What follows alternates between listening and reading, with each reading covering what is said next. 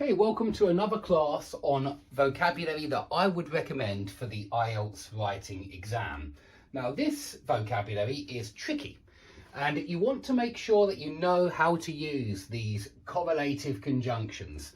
We looked in previous classes we looked at conjunctions, subordinating and coordinating conjunctions, and conjunctive adverbs, and we saw that they were punctuated differently. So make sure you get those right and make sure you know when it's a preposition or when it's a conjunction or when it's an adverb. And now I want you to look at these correlative conjunctions which join things together, very often whole clauses, but sometimes nouns, adjectives, adverbs. And the two things they join ought to be the same.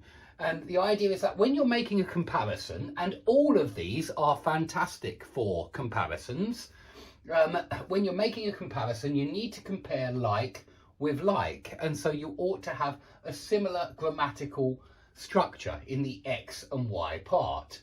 So the first thing to memorize is that this little construction is very often seen in the IELTS, and it's a good structure to use, in my opinion, because very often you're discussing something from two sides. Yeah, there are two sides to every coin, as they say.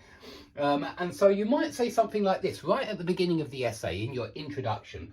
While some claim that technology has a detrimental effect on our mental health, others argue that technology is fantastic for education, for example.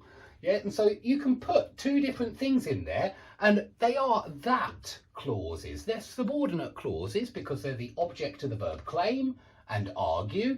And, you know, it's like when you say, I know that, he said that, he explained that, and the rest of it is a whole clause which is the object of the verb.